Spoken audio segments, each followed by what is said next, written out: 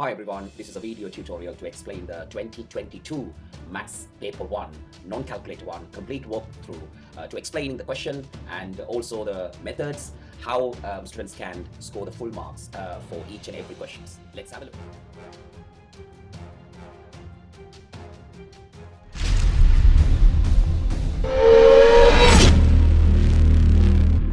Question number 1. Solve 7x minus 27 less than 8. It's an inequality question. So 7x minus 27 less than 8.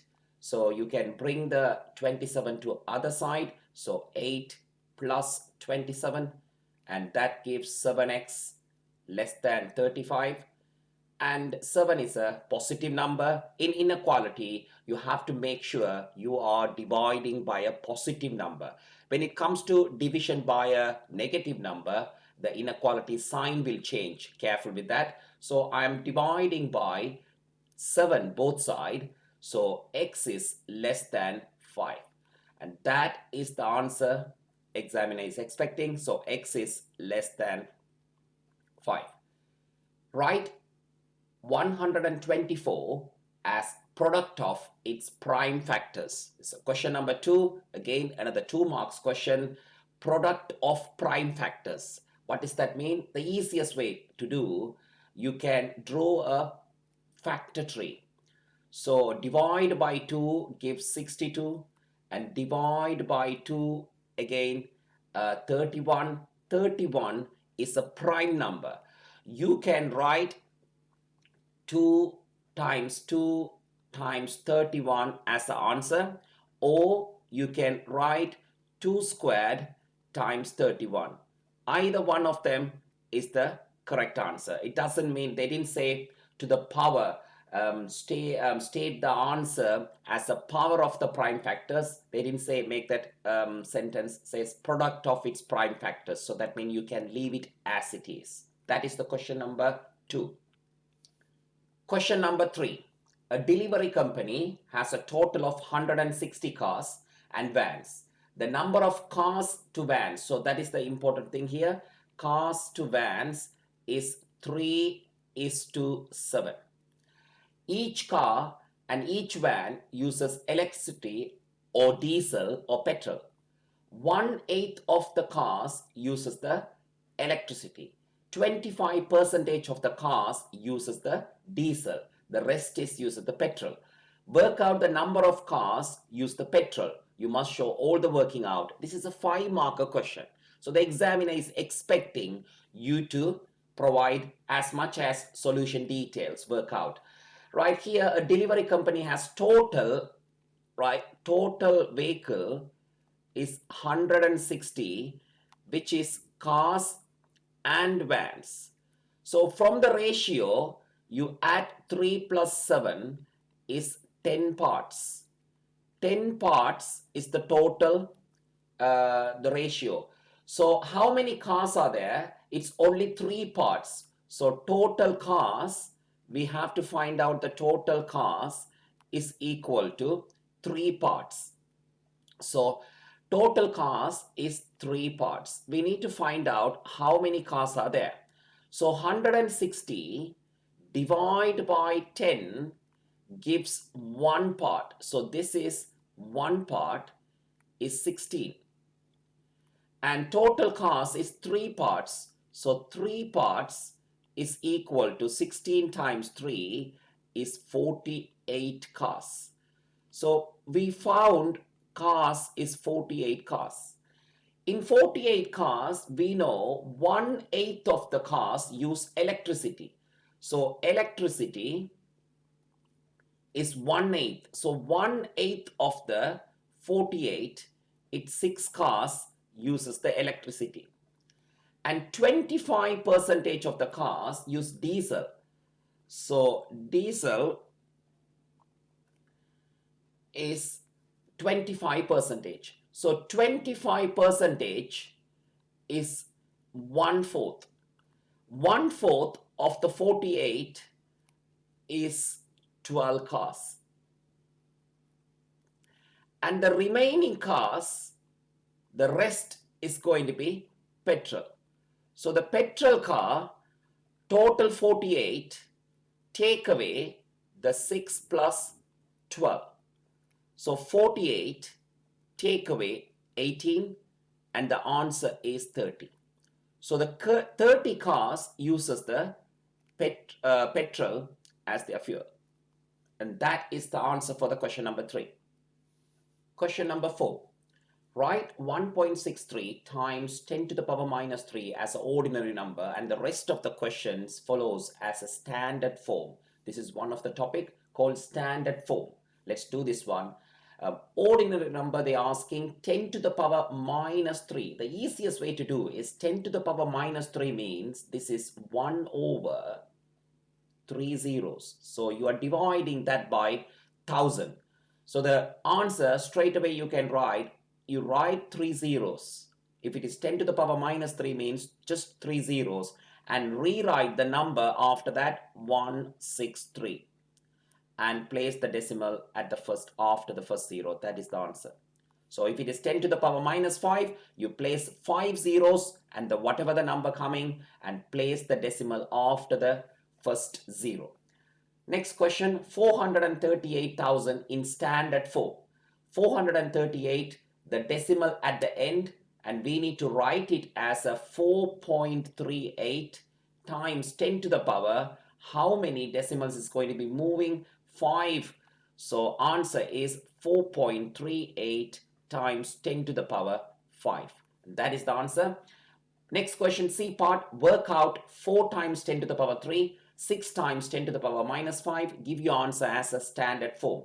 So in this case, you times the 4 and 6, and that gives 24. And 10 to the power 3 times 10 to the power minus 5, and that gives 10 to the power minus 2. And now 24, it's not a standard form. 24 can be written as 2.4 times 10 to the power 1. And now you need to find the final answer. 2.4 times 10 to the power 1 times 10 to the power minus 2. And the answer is 2.4 times 10 to the power minus 2 plus 1 is minus 1. And that is the correct answer. That is question number 4. Question number 5. Here is a regular hexagon and here is a regular pentagon, right? So work out the size of the angle marked X, right? Now we extend this line. This line is, this is the exterior angle of a pentagon. So I put E1, and this is the exterior angle of the hexagon E2, right? On a regular pentagon, so regular pentagon, exterior angle can be found out by E1 is equal to, always divide the 360 by pentagon means 5. Pentagon means 5, so this is going to be 72 degrees. And for the regular hexagon, so you can do the same thing. E2 you can find out. E2 is 360 divided by 6 is 60 degrees. Now we find out E1 and E2. So X equal E1 plus E2, that is 72 plus 60. The answer is 132 degrees. That is the answer for the question number 5. And now this question can be done in a different way. So you can use the n minus 2 formula. N minus 2 times 180. So n is the number of sides. So if it is pentagon, 5 minus 2 times 180. So 3 times 180. And that is 540. If it is regular, means 5. So that is 108. Similarly, you can work out for the hexagon, so which is 6 minus 2 is 4, 4 times 180, and 720 divided by 6 and 120. And once you understand the internal angle, if I draw the diagram, one of them is 120 and this is 108, and this is x, and in a point all the angles add up to 360, and you can find the x as a 132. But I feel that this method, exterior angle is 360 over number of sides, is easier for this question, so I went through this easier method. That is question number 5. Question number 6. Complete the table for the values of y equal x squared minus 3x plus 1. So the examiner giving 2 marks for that. So the table is given for the x values running from minus 1 to 4, and the y value only filled up for 0 and 1, and we need to fill up the other values. So x equal minus 1. X equal minus 1. So y equal x squared minus 3x plus 1, and y equal minus 1 whole thing squared minus 3 minus 1 plus 1. So this is going to be 1 plus 3 plus 1, and that is going to be 5. And likewise, if I put x equal 2 and y equal 2 squared, minus 3 times 2 is 6 plus 1, 4 minus 6 plus 1, and minus 1. So 2 is minus 1, and the next one is 3. So when x equal 3 and y equal 3 squared minus 3 times 3, 9 plus 1. So this is 9 minus 9 and plus 1. And the answer is 1. And x equal 4, x equal 4. So y equal 4 squared minus 3 times 4 is 12 plus 1. So this is going to be 16 minus 12 is 4 plus 1, and the answer is 5. And now, since we have filled all the values correctly, on the grid, draw the graph between minus 1 to 4. So we need to plot the points. The question is given 2 marks, minus 1, 5. So you can either put cross or a dot. 0, 1, and 1 minus 1, 2 minus 1, 3, 1, and 4, 5. And now, when it comes to a quadratic graph, it's going to be a happy face graph, U shape, or upside down U is a sad face graph. So there is a turning point you need to find out. They didn't ask for specific turning point in this question. So we have to draw a smooth curve going through all the points, and the tip is going to be a smooth tip and turning and going back again to the final point. And this is a accurate graph when you're drawing in the exam. So just to draw with a smooth pencil, a smooth curve, you can use some flexi ruler, it's up to you. And the third question, C part, using your graph, find estimates for the solution of the equation x squared minus 3x plus 1 equals 0. So this is a graphical solution. X squared minus 3x plus 1 equal 0. Now, if you look at the graph, this is the entire graph we are talking about, y. So that y equals 0. Y equals 0 means x-axis. Y equals 0 means x-axis. So I'm going to use a different color to explain where is the x-axis. The x-axis is, this is the line. So this is the y equals 0 line. And y equals 0 line intersecting the graph at 2 points, I'm putting a star mark, and that should be around 0.4 is one of the solution, and here the next point should be 2.6 is another solution. So the solutions are, so you can write solutions are 0.4 and 2.6. That is the answer for the question number 6. Question number 7. Here are two cubes, A and B. Cube A, mass is 81 grams. and cube B is 128 grams. Work out the density of the cube A is to the density of the cube B. So they're asking a ratio in a is to B format.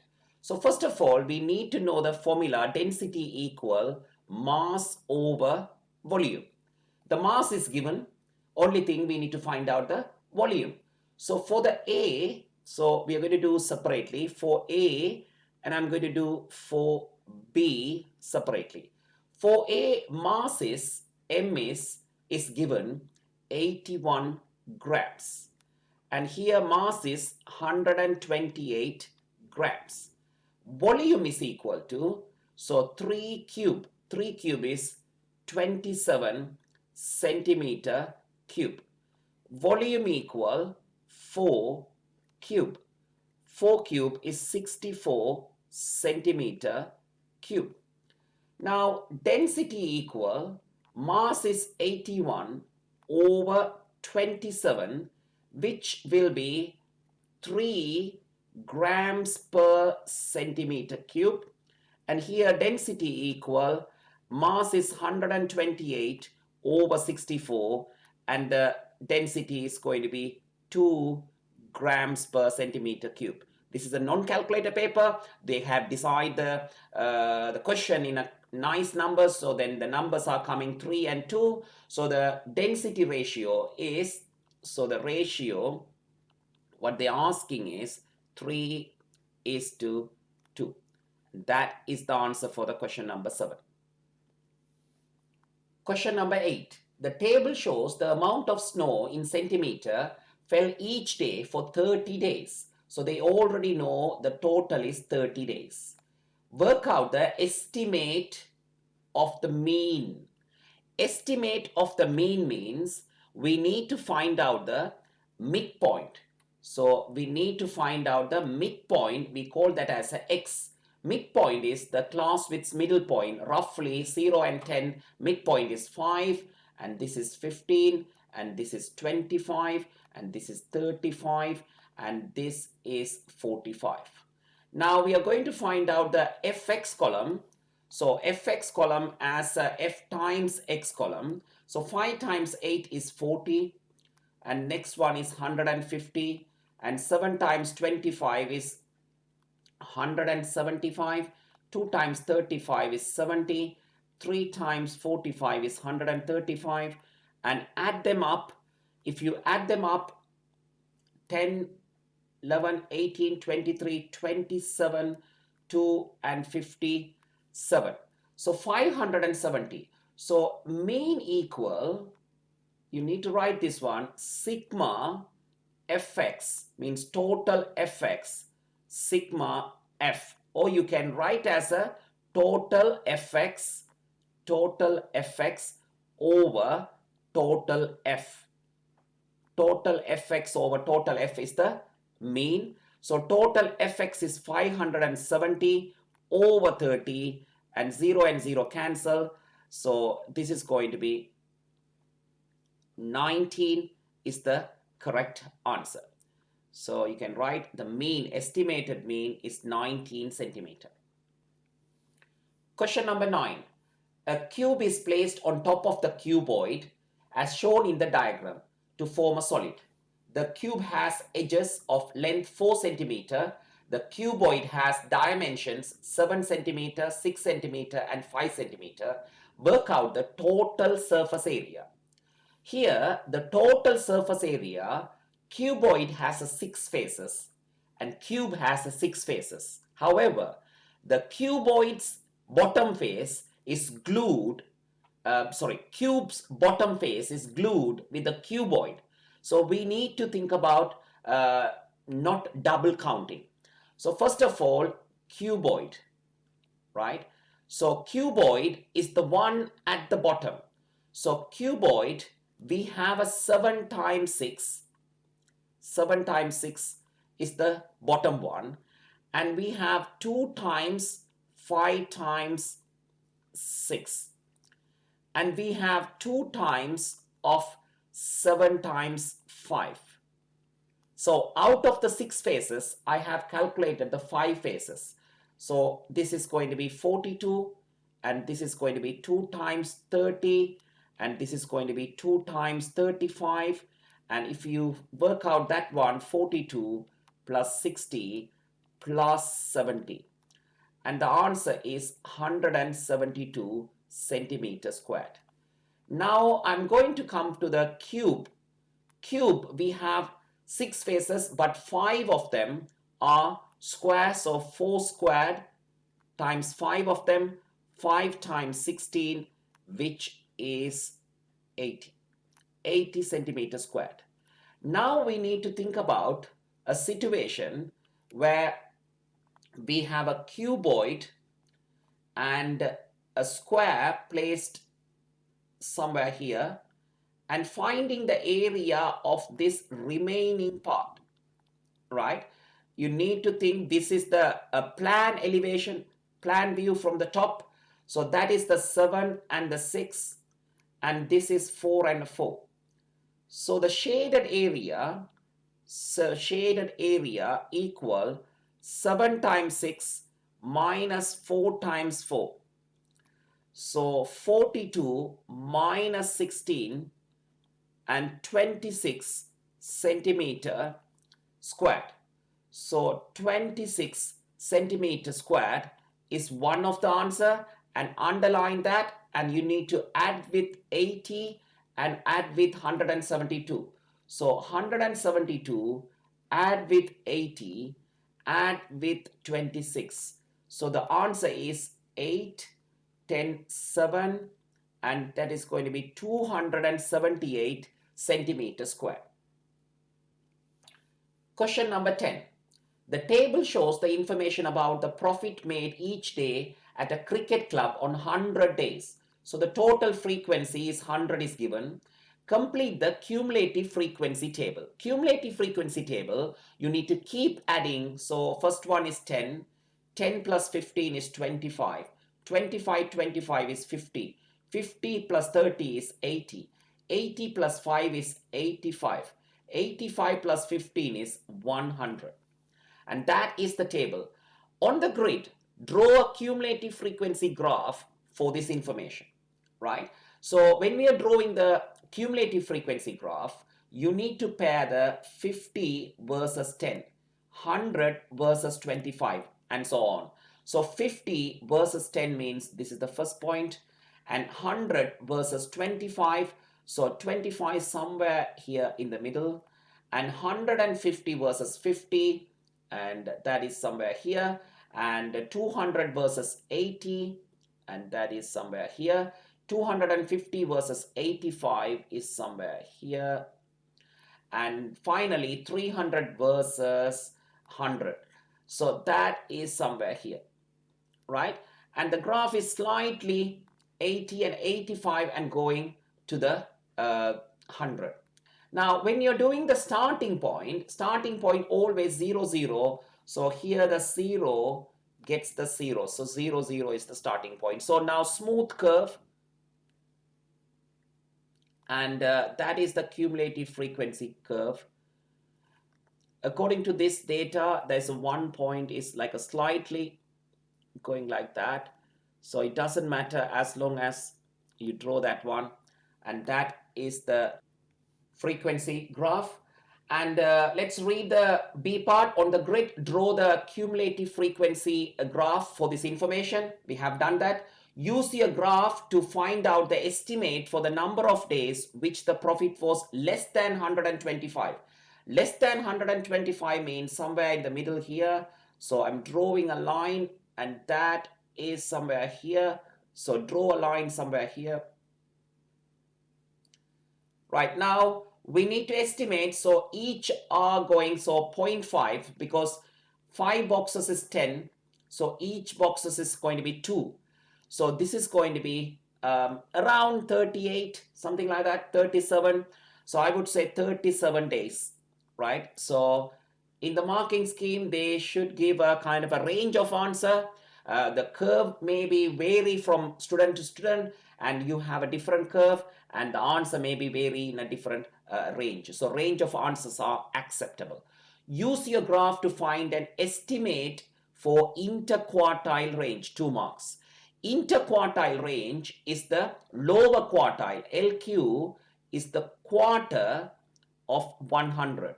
Quarter of 100 is 25th data.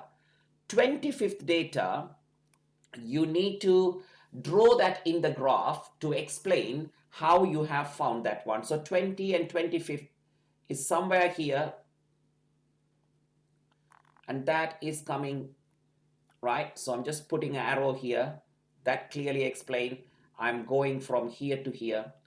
And the next one, upper quartile is 3 quarter times 100, that is 75th data. 75th data is somewhere on the top, 75th data,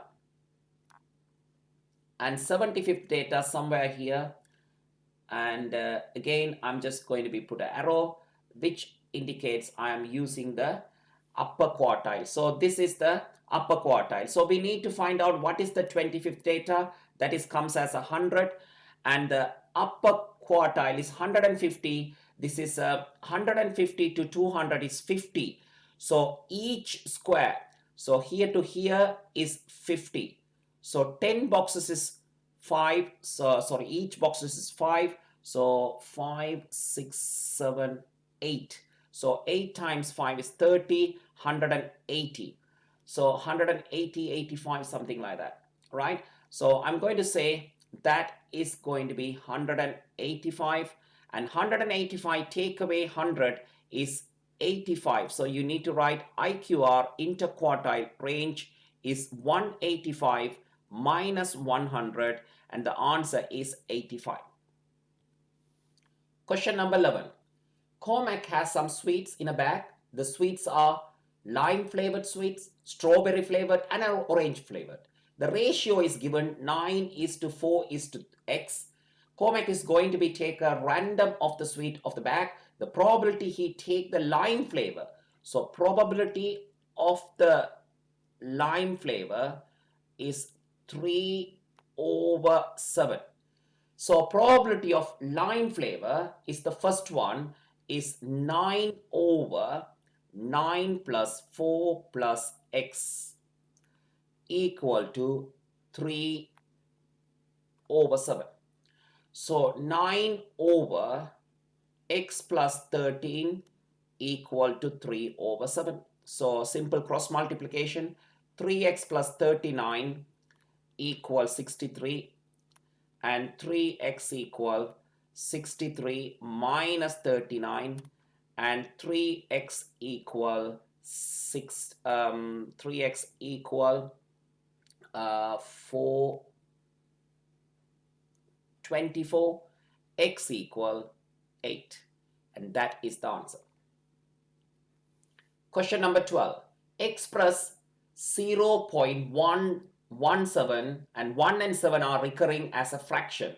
So x equal 0.1, that is not recurring, and 1/7 is recurring, right? So if you can expand this one, 0.1171717, right? I will make this 1717 as a repeating one. So I prefer to move the decimal one place to the right hand side. So I'm timesing by 10 both side, timesing by 10 both side. So this becomes 10x, and this becomes 1.171717 dot, right?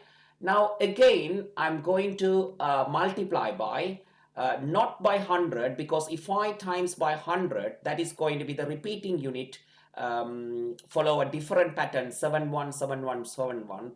I am going to be multiplied by 1000 both side for this equation. So that gives 1000x equal, when I times by 1000, that is going to be 117.171717 dot. The whole idea is the repeating unit is now same.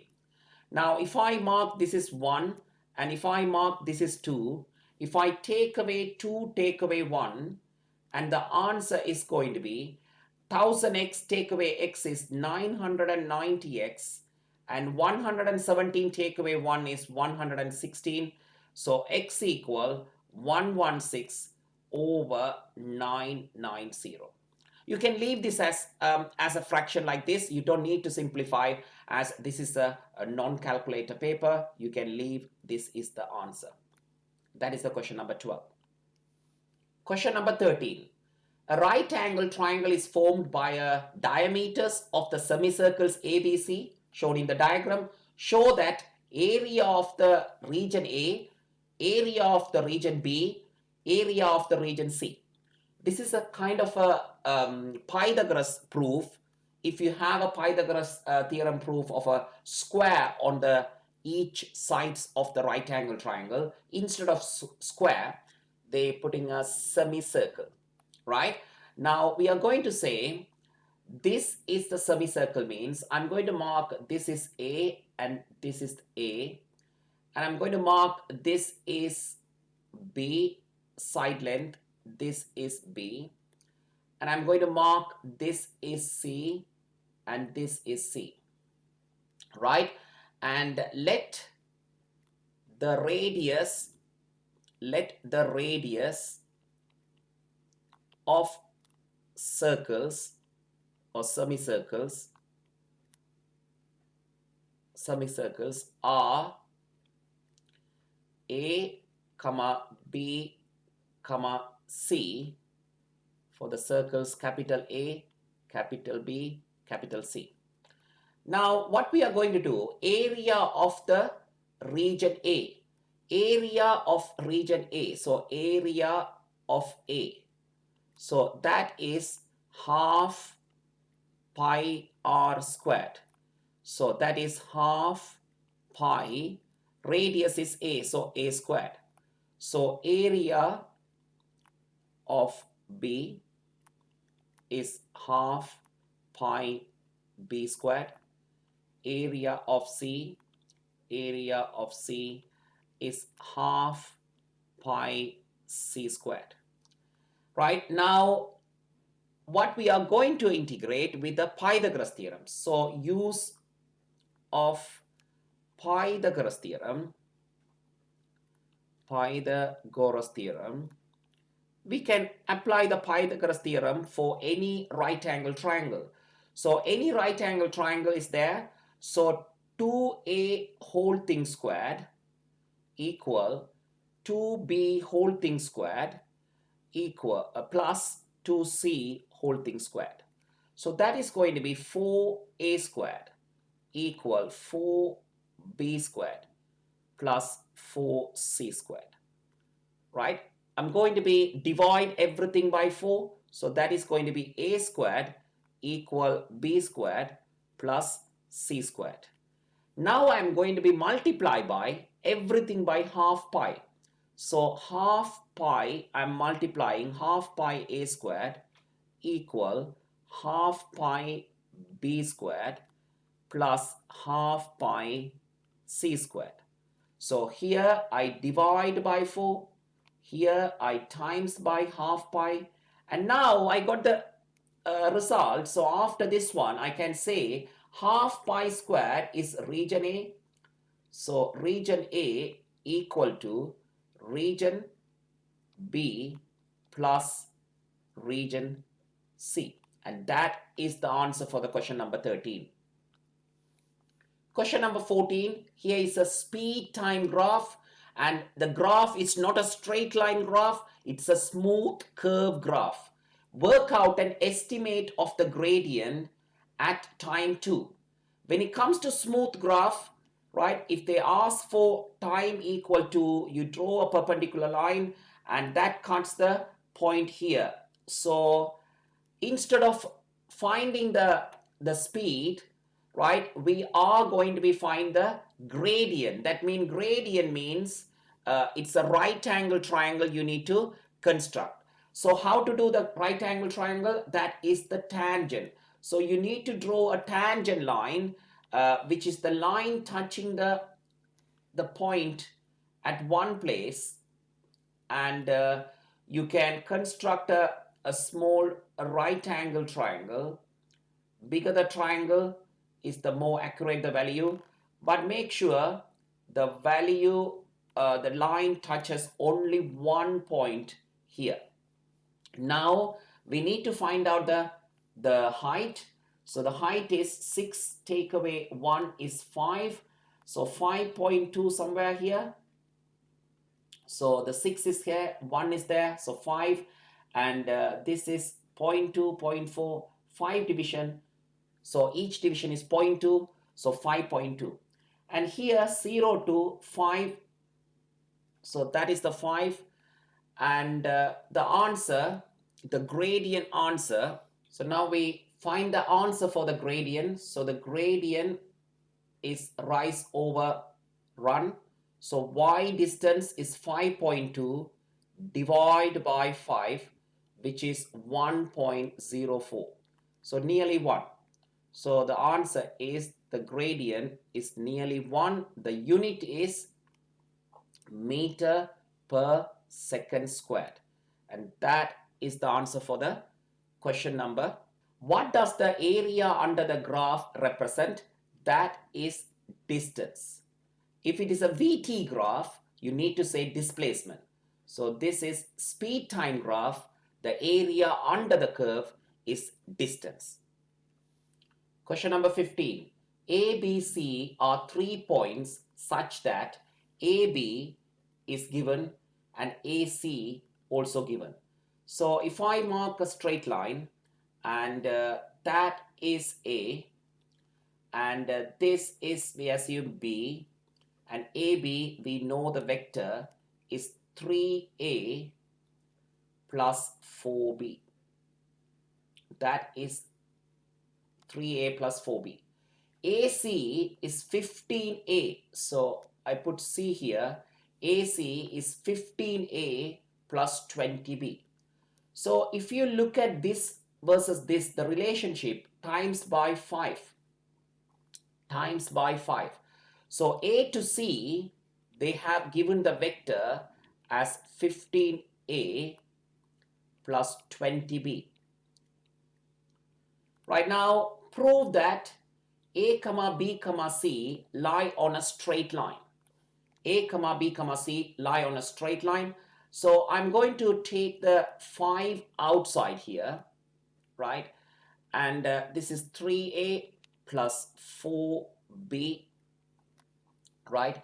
And now if you look at this 3A plus 4B is same as the AB vector, right? So I can say AC vector is 5 times of AB vector, right? Now I'm going to say AC vector and AB vector are scalar multiple.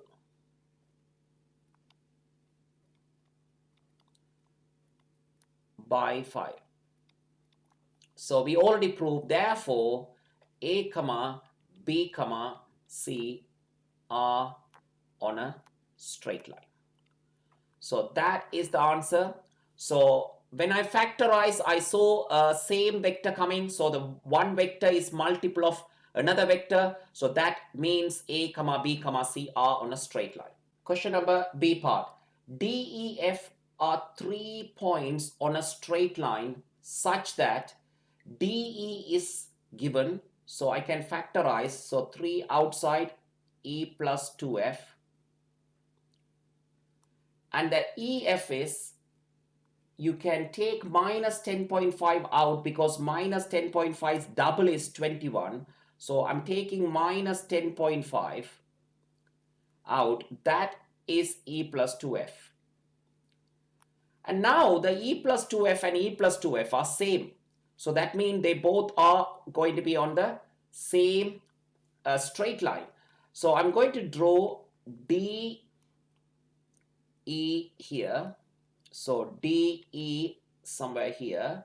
But the minus indicates the vector is returning to a different location. So if I'm drawing like this, let's see this one.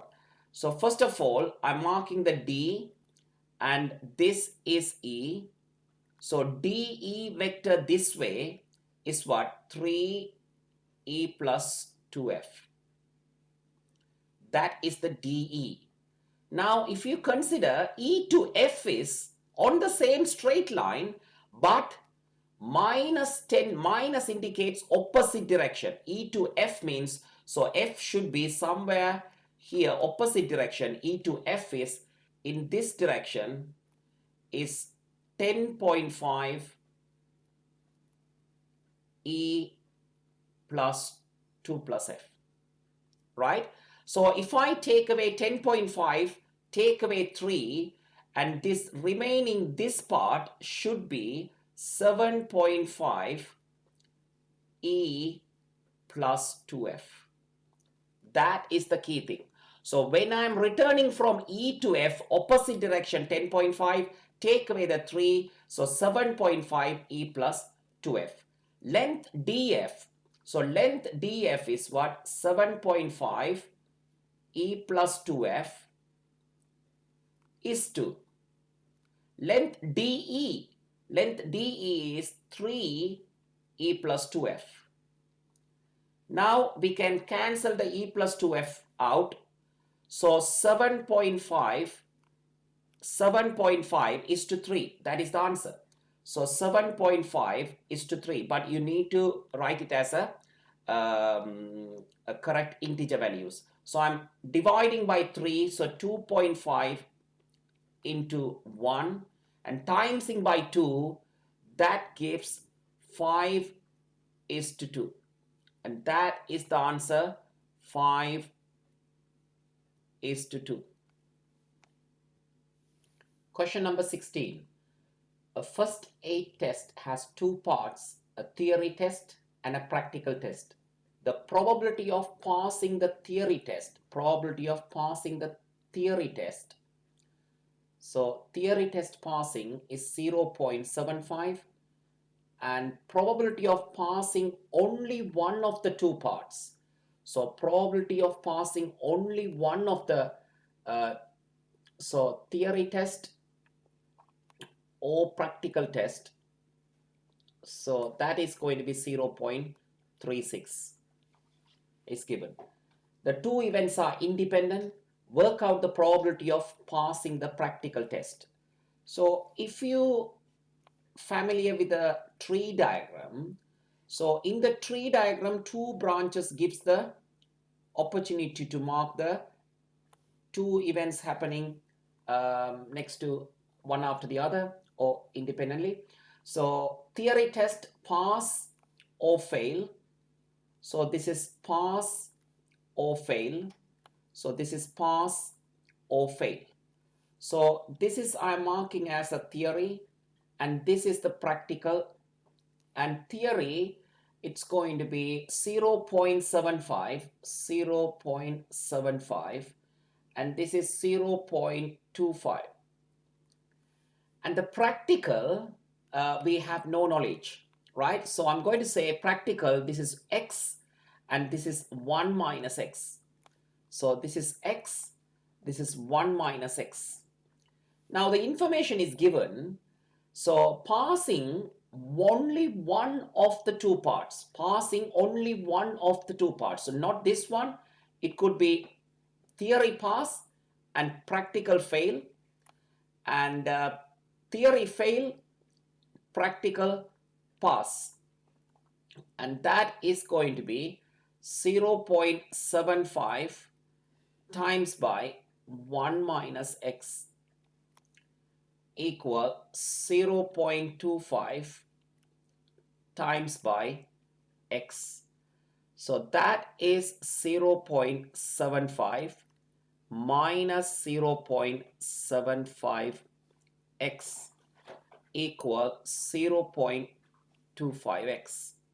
Right? If I add these together, 0.75 plus, 0.75x plus 0.25x equal to 0.36. And we can work it out. So 0. Minus 0.75x plus this one is 0.5x equals 0.36 minus 0.75, and that is going to be 0.39 minus, both side minus cancel, so 0.5x equal 0.39 and then x equal 0.78. So that is the probability for passing the practical test. So that is the answer for question number 16. Passing the practical test is 0.78. Question number 17. Y is directly proportional to square root of t. So if I make it as an equation, y equal k root t.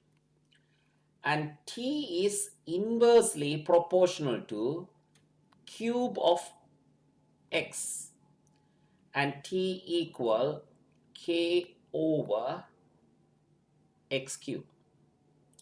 Now they have given y equal 15 and t equal 9. So that is 3. So 3k equal 15. So k equal 5.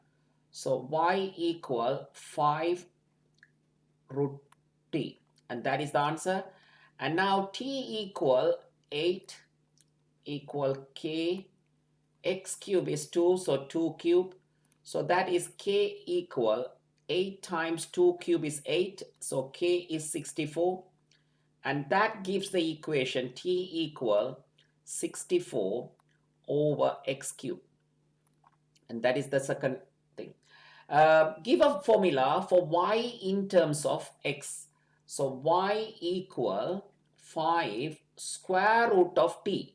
So I can write the 64 over x cube. So that's it. So y equal 5 square root of 64 is 8 outside.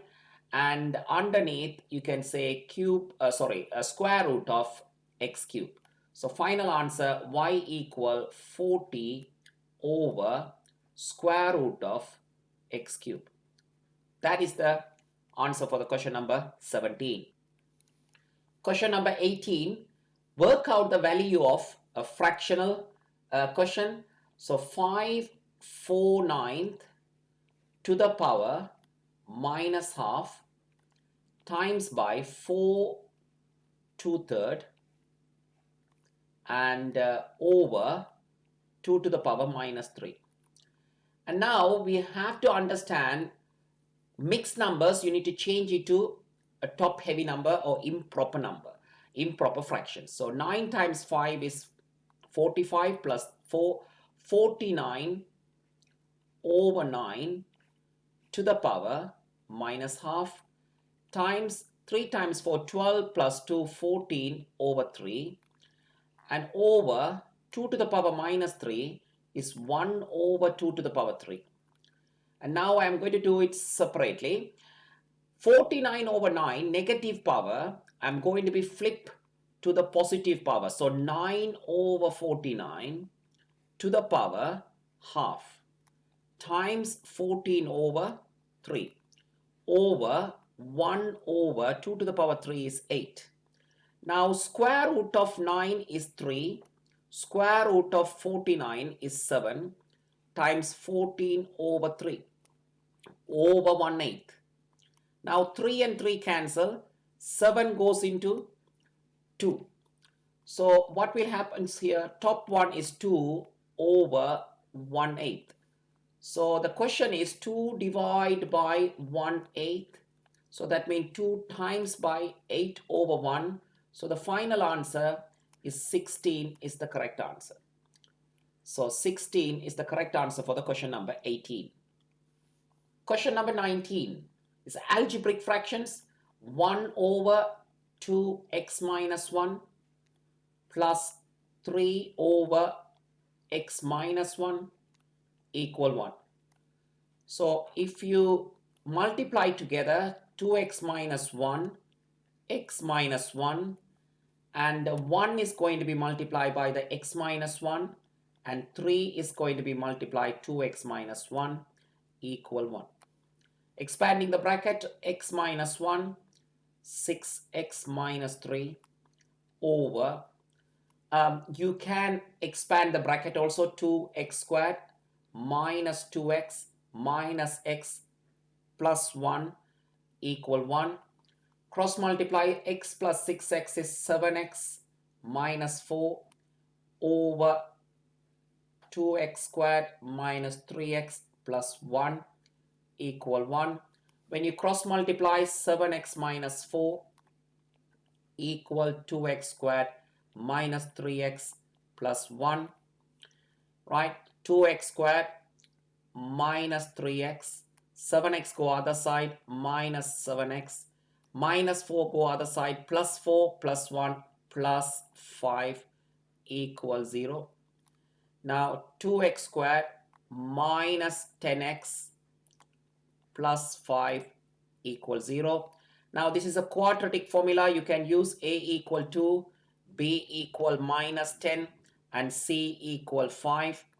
And you can use the quadratic formula x equal minus b plus or minus square root of b squared minus 4ac over 2a. That is the way to do. So x equal minus b, minus time minus is 10, plus or minus square root of minus 10 squared is 100, minus 4 times 2 times 5, and over 2 times 2 is 4.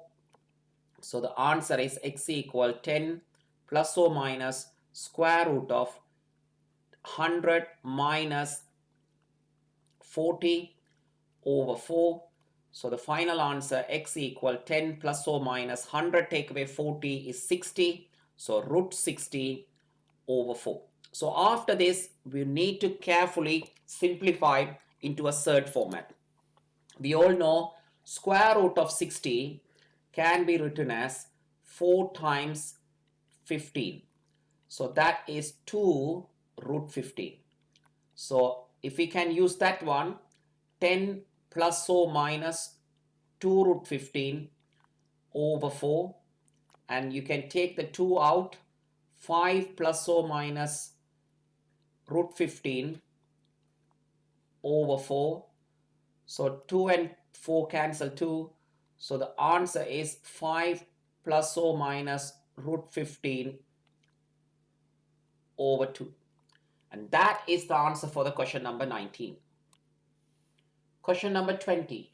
The center of the circle is the point with coordinate minus 1, 3. So we can have a circle with a center minus 1, 3, minus 1, comma 3 is the center. A point P somewhere in the circle A, 6, comma 8 lies on the circle. And if I connect, this is called radius. And find an equation of the tangent to the circle at A. So this is the tangent, right? So this is the tangent. We need to find out the equation of the tangent. So first of all, gradient of the radius, equal 8 minus 3 over 6 minus 1. So that is going to be 5 over 6 plus 1 is 7. So the 5 over 7 is the gradient of the radius. And now perpendicular lines having a negative reciprocal. So we are going to be right gradient of the tangent. You can say negative 7 over 5. So you can say radius perpendicular to tangent.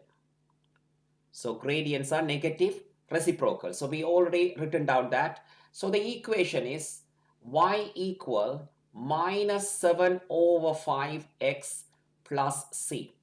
We need a coordinate. 6, 8 is on the straight line because tangent is going through 6, 8. we can substitute that 8 equal minus 7 over 5 times 6 plus c. So 8 equal minus 42 over 5 plus c. So c equal 8 plus 42 over 5, and then we can do the lowest common denominator, which is 5. 5 times 8 is 40 plus 42 is 82. And the final answer is y equal minus 7 over 5 x plus 82 over 5. Now they are asking in the ax plus by plus c equals 0 format. Multiply everything by 5. So 5y equal minus 7x plus 82. Bring everything to one side. 7x plus 5y minus 82 equals 0. And that is the tangent line. So 7x plus 5y minus 82 equals 0. And that is the answer for the question number 20. Question number 21. The diagram shows 3 circles, each radius 4 centimeters. The centers of the circle ABC such that ABC in a straight line and AB, BC equal 4 centimeter. Work out the 2 shaded regions. Give your answer in the terms of pi. Right now, this question is the last question, right? And also a section called sector area. You need to understand that topic clearly, and a trigonometric equation for the finding the triangle area. So we are going to have a strategy of connecting the A and B and C is a straight line, and they all are 4 centimeter apart. So this is 4 and this is 4. And again, this is connect this one, and connecting this one and this one also all 4 centimeters. So if you think carefully, these triangles are equilateral triangle. So this is 4 and this is 4, right? ABC, I am marking this as a D, right?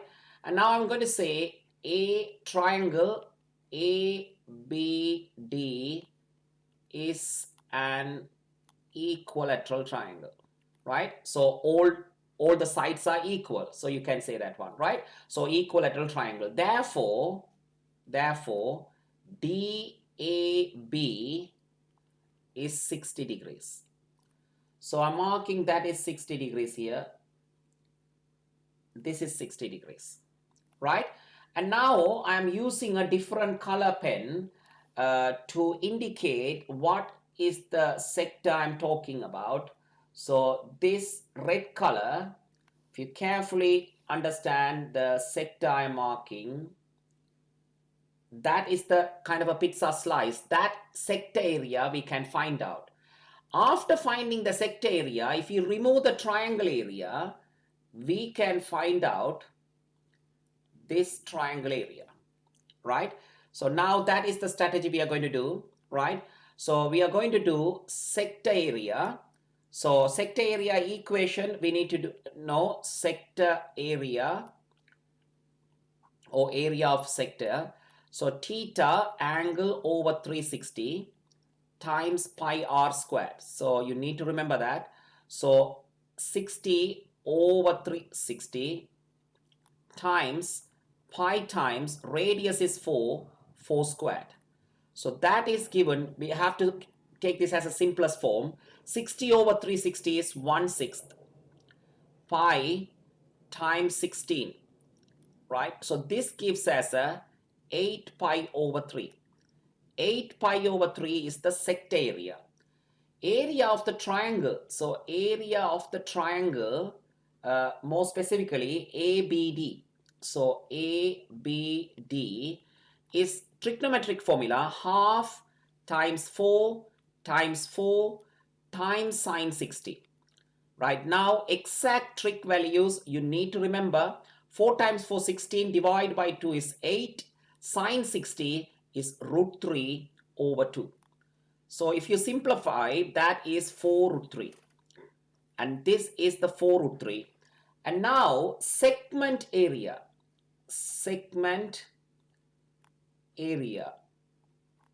is equal to 8 pi over 3 minus 4 root 3. So one colored in the red color, right? So you can say that to the examiner, you colored that into red color, that is the answer for that segment. So if I shade the same segment here, that also similar area here, right? Now I'm using a different color to explain this one a little bit better. So this is 60 degrees and this is also 60 degrees and this angle also 60 degrees. And now you can see there is a sector here also. That sector also the same area, right? I'm going to mark that as a E, right? So I'm going to say sector BDE. Sector BDE also same area as 8 pi by 3, right? Now I'm going to be saying the shaded upper shaded area, upper shaded area, it's equal to that sector area 8 pi by 3 minus 2 of the red color segment. 2 of the red color segment is 8 pi by 3 minus 4 root 3, right? So if I can simplify this one, I will get the upper area. So let's do this one. 8 pi by 3 minus 16 pi by 3 plus 8 root 3. Right? I can simplify this one. 8 root 3 coming in the front. 8 root 3 minus 8 pi by 3. And this area is the upper shaded area.